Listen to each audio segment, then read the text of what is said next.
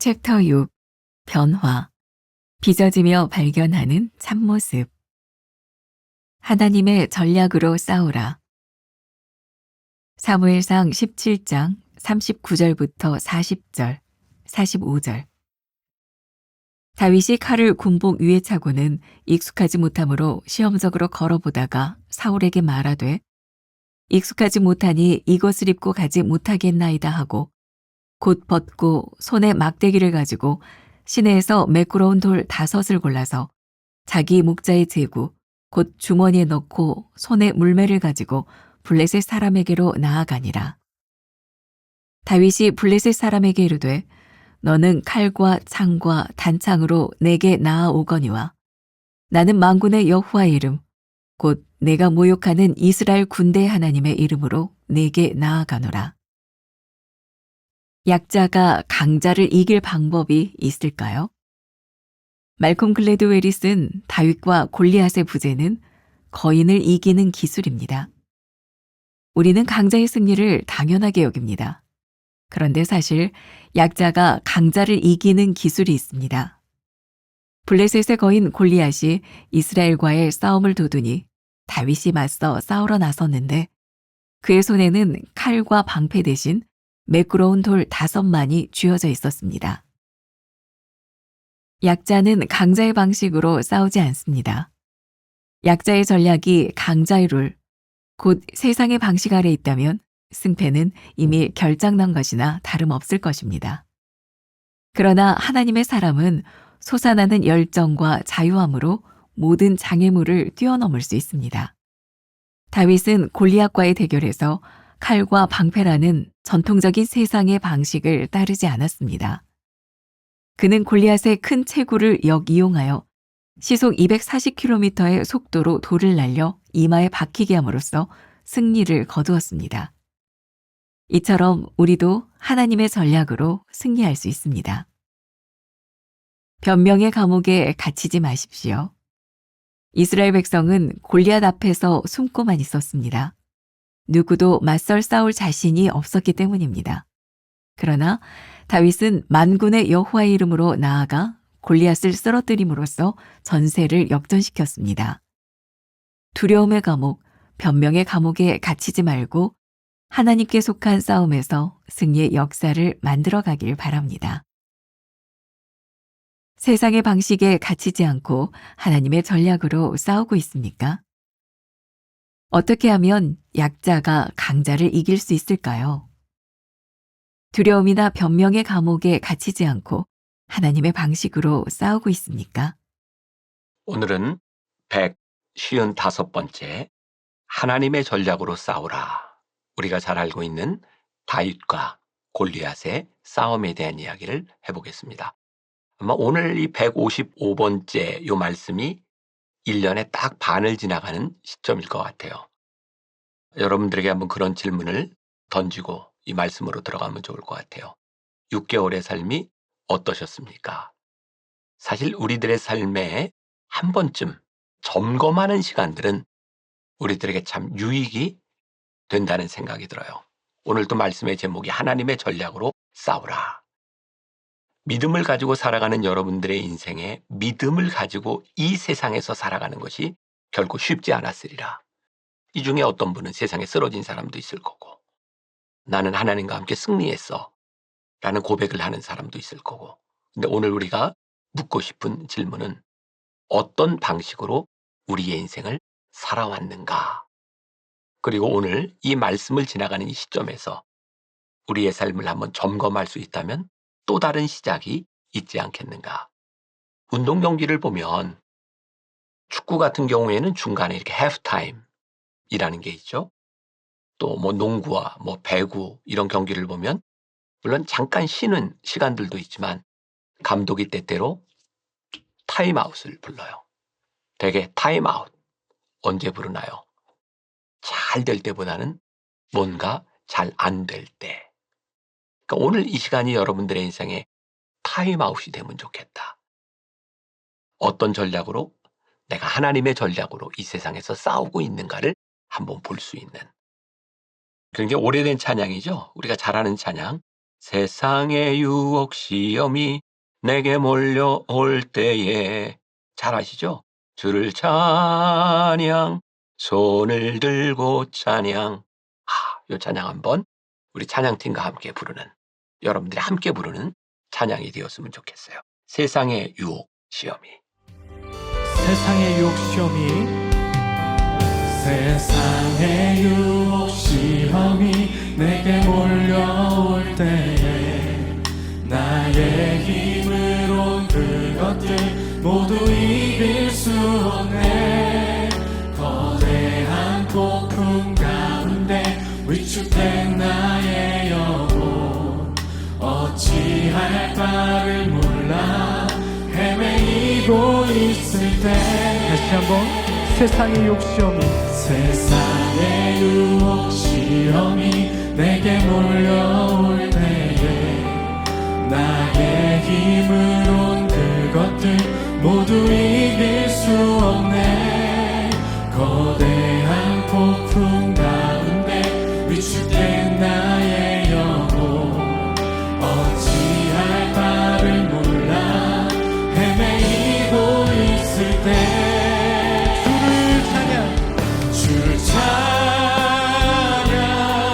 손을 들고 찬양, 전쟁은 나에게 속한 것 아니니.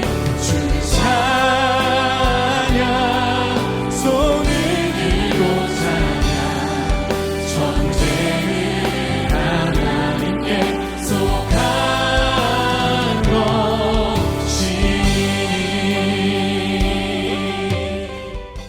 그래요.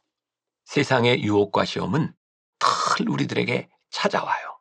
문제는 이 유혹의 소용돌이 가운데서 우리는 어떻게 싸워 나갈 거냐에 대한 이야기죠. 오늘 우리가 읽은 본문 말씀 사무엘상 17장은 유명한 다윗과 골리앗의 싸움의 이야기예요. 옛날 이야기 통해서 너무 많이 들었던, 이건 뭐 도저히 상대가 되지 않는 그 싸움. 근데 하나님께서 다윗을 그 싸움터로 인도하셨어요. 신기하죠. 다윗이 그 싸움터를 찾아간 것은 아니지만 이미 하나님은 여러 가지 과정을 통해서 기름 부으신 다윗을 이 골리앗 앞에 이끌고 가신 것 같아요. 한번 우리들의 삶의 적용, 어떻게 보면 좀 알레고리컬한 해석이 될지 모르지만 여러분들이 서 있는 그 자리, 여러분들이 마주하고 있는 이 세상의 골리앗, 큰 거인, 하나님께서 여러분들에게 그 자리에 서도록 하나님이 여러분들을 인도하셨다면 하나님의 전략이 있지 않을까요? 싸움의 기술. 제가 이 말씀을 준비할 때 말콤 글래드웰이 쓴, 여러분들 책에도 나와 있어요, 다윗과 골리앗이라는 책을 보았어요. 그 책의 부제에 거인을 이기는 기술이라고 되어 있어요. 어떻게 약자가 강자를 이길 수 있을까? 사실 이 말은 조금 어폐가 있을 수도 있어요. 하나님이 우리와 함께 하신다면 우리가 어떻게 약자일 수 있겠어요? 근데 여기에서 이야기하고 있는 것은 일반적으로 객관적으로 보는 상황을 이야기하는 거죠. 커다란 거인 골리앗, 그리고 우리들 눈에 작게 보이는 소년 다윗, 이게 어떻게 상대가 되겠는가? 누가 보아도 골리앗은 강자고 누가 보아도 다윗은 약자처럼 보이는 이 상황 가운데서 하나님은 어떻게 전쟁을 이끌어 가시고 승리하게 하시는가? 우리가 이미 잘 아는 이야기예요.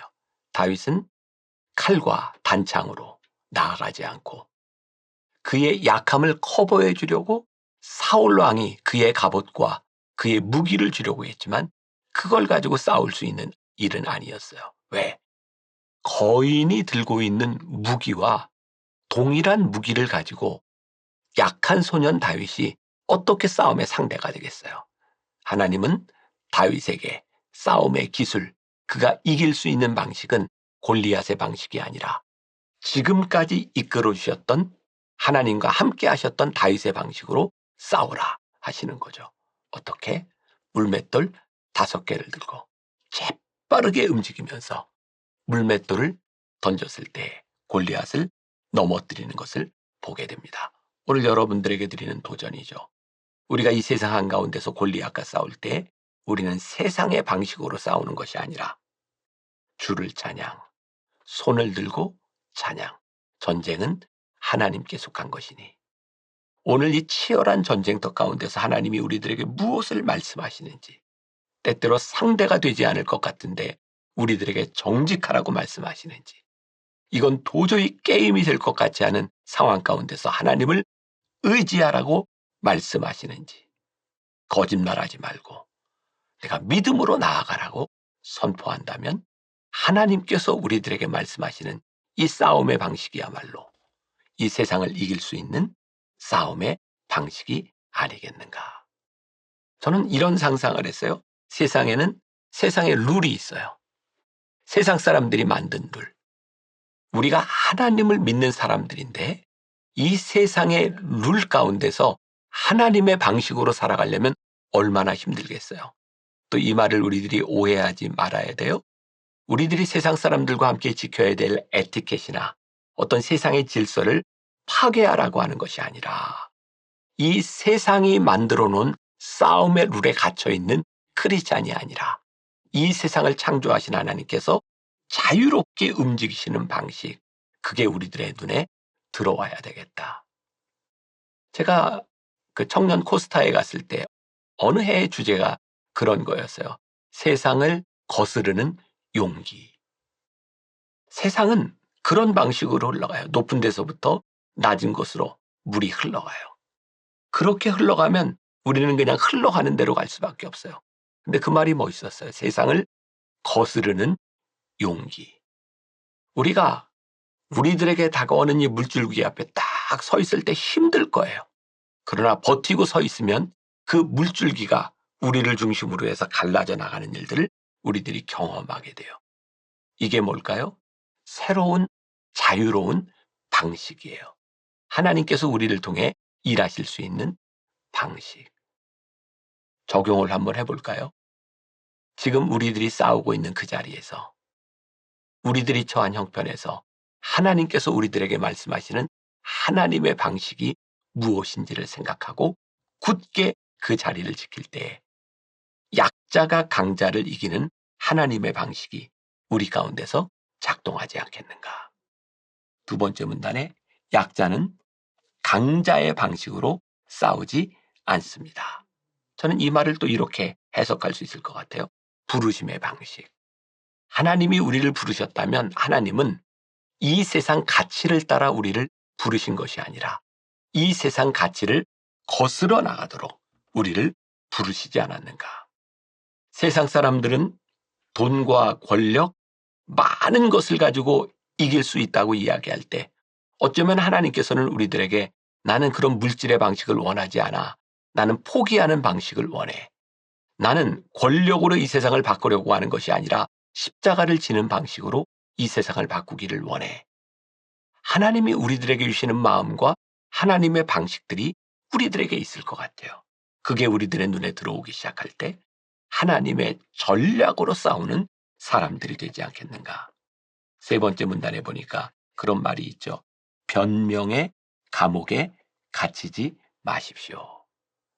저는 이 부분도 내일 우리들이 나눌 말씀과도 비전과도 연결이 되어 있지만 세상의 방식으로 싸우면 우리는 이 세상에서 진짜 많은 변명거리를 달고 살 수밖에 없어요. 이것 때문에 안 돼요. 이것 때문에 안 돼요.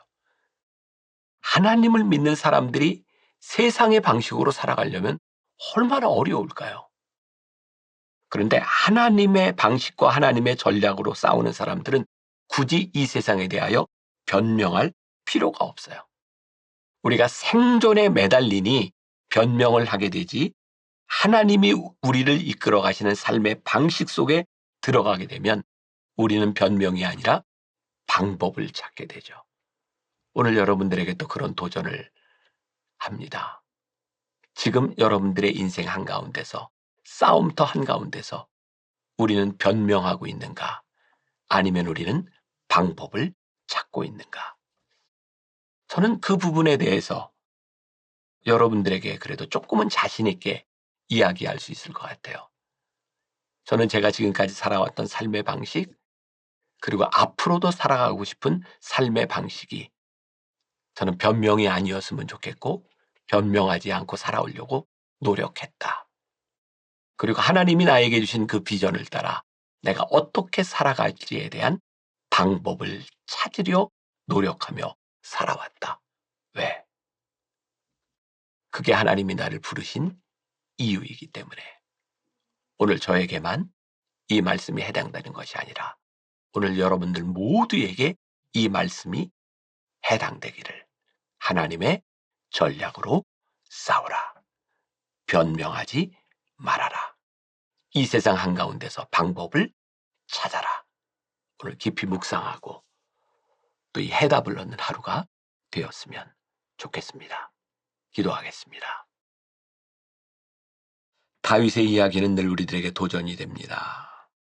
골리앗의 방식이 아닌 그만의 방식, 하나님과 함께 하셨던 그의 삶의 방식이 승리로 이끌었던 것처럼 우리가 세상을 세상의 방식으로 이기는 것이 아니라 하나님의 방식으로 이겨나가는 승리의 고백이 있는 하루가 되게 하여 주옵소서.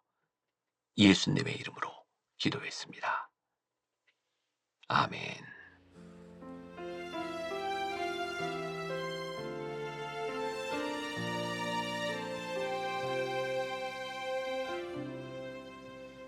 메마른 영혼을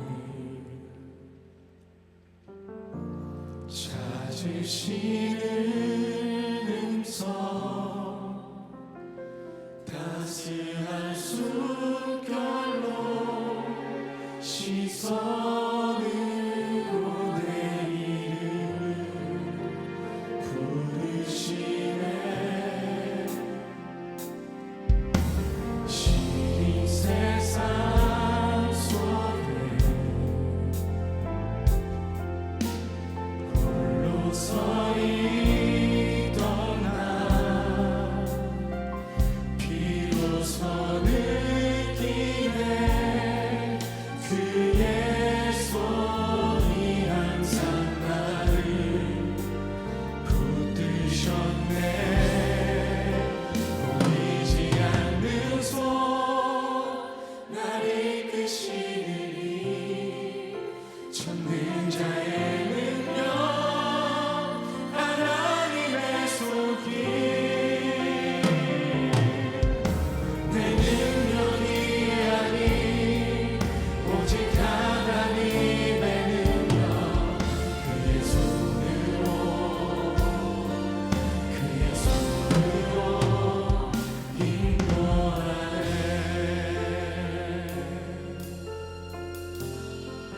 메마른 영혼을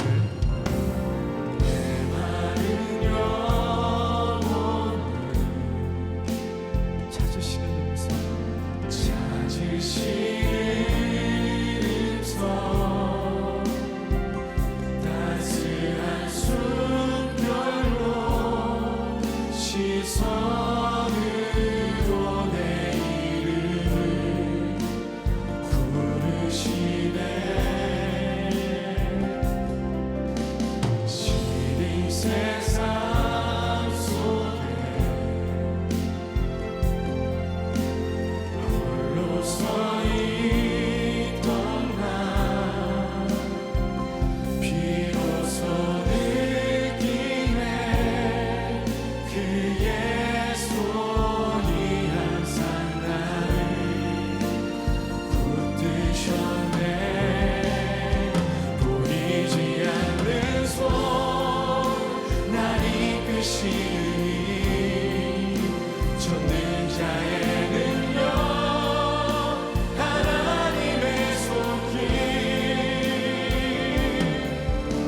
내 능력이 아닌 오직 하나님의 능력. 그의 손으로 다시 한번 보이지 않는 손 분명히 나를 이끄시는 전능자의 능력. 그것은 바로 하나님의 손길이었습니다. 내 능력이 아닌 오직 하나님의 능력 그의 손으로 여러분의 목소리로 보이지 않는 손 나를 이끄시니 주님